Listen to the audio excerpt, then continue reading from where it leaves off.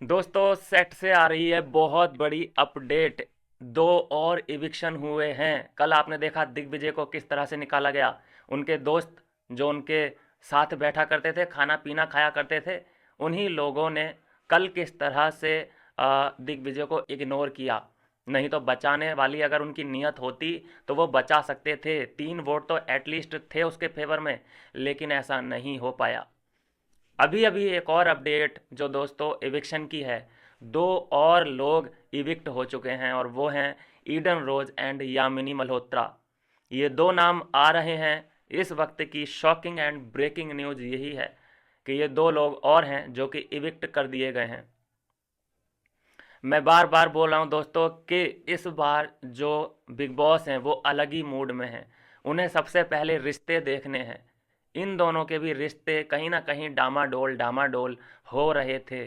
जब से ये अंदर गए, कभी इनकी प्रायोरिटी में करण आ जाता है, कभी इनकी प्रायोरिटी में इनको विपिन भी अच्छा लगने लगता है, कभी रजत भाई बहन बन जाते हैं। तो ये कन्फ्यूज़न नहीं चाहिए। कन्फ्यूज़न एक अंदर है लड़की जिसने पूरा का पूरा कन्फ्यूज़न क्रिएट कर रखा है, और वो इस वक्त टाइम गॉड भी है। अगर निकालने की अगर बारी आए तो उसको निकालना चाहिए, लेकिन अभी क्योंकि बिग बॉस खुद मजबूर हैं, क्योंकि वो है टाइम गॉड, उसको निकाल नहीं सकते। तो इसका मतलब यामिनी मल्होत्रा और ईडन रोज के निकलने का एक और मतलब बनता है कि इस वक्त इन दोनों का सपोर्ट था रजत दलाल को। रजत दलाल को सपोर्ट था। आप खुद जानते हैं कि ये उनके गैंग मेंबर थे दोनों लोग। तो क्या धीरे धीरे करके यहाँ से रजत दलाल को कमज़ोर करने की कोशिश हो रही है? और अगर फिर से वही रैंकिंग वाला नाटक बिग बॉस ने शुरू किया, या अंदर के वोट के तहत फिर से एविक्शन हुआ, तो किसका नंबर लग सकता है? वैसे रजत दलाल की पकड़ मजबूत है घर के अंदर। ऐसा बिल्कुल भी नहीं मैं जान मान सकता कि उसके खिलाफ विपिन जाए, या अविनाश जाए या ईशा जाए। ये लोग तो कम से कम इस टाइम पे रजत दलाल के खिलाफ नहीं जाएंगे। अभी इनका फोकस रह सकता है कि उस ग्रुप को और कमज़ोर किया जाए। चुम दरांग जिस तरह से धीरे धीरे धीरे करके अपनी जगह टॉप 5 में बना रही है, उसको रोका जाए, क्योंकि आगे जाके वो बहुत बड़ा थ्रेट बन सकती है इस ग्रुप के लिए।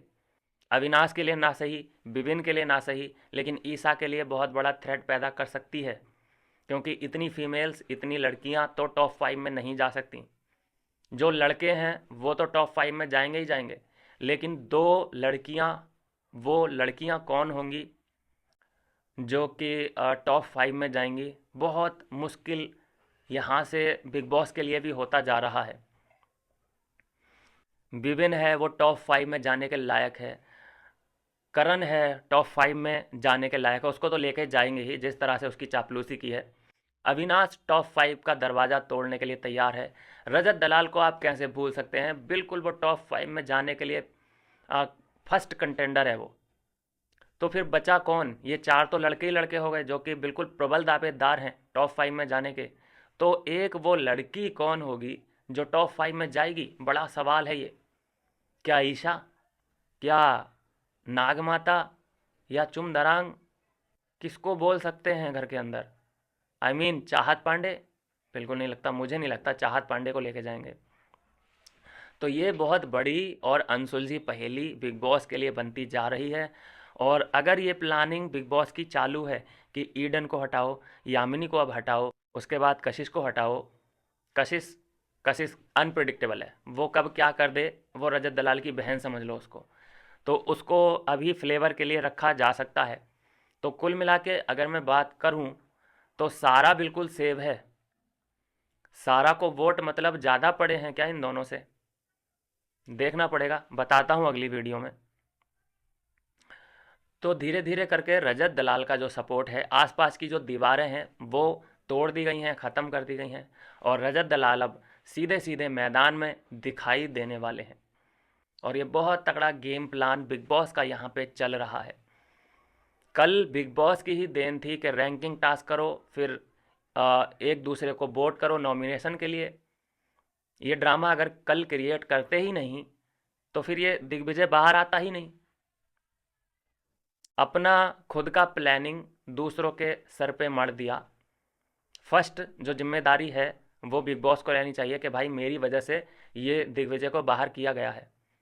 बाद में आप किसी को भी ब्लेम करो कि श्रुतिका के कुछ समझ नहीं आया, उसने गंदा गेम खेल दिया, कंफ्यूज कैरेक्टर है, फिर चुम पे, करण पे ब्लेम कर सकते हो कि तुम लोग अपने दोस्त को नहीं बचा पाए। भाई दिग्विजय उनका दोस्त कभी था ही नहीं। वो तो दिग्विजय की तरफ से कि करण मेरा भाई है, करण मेरा दोस्त है, मेरी वाइब मैच करती है, हमने सिर्फ दिग्विजय के मुंह से ही सुना था।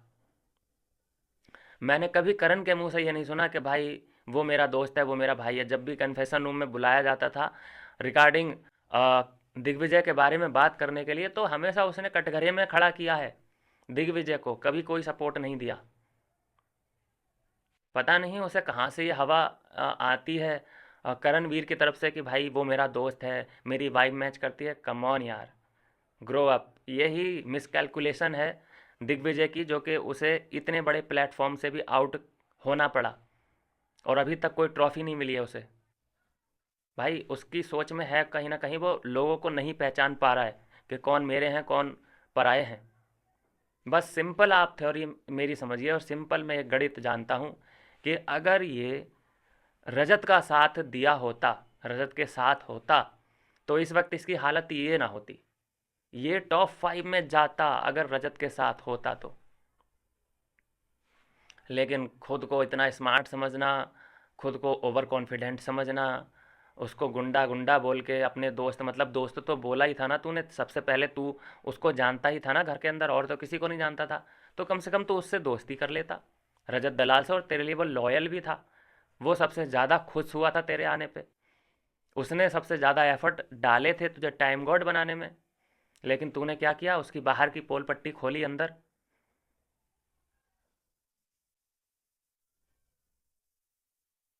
सबसे लड़ा था वो तेरे लिए भाई।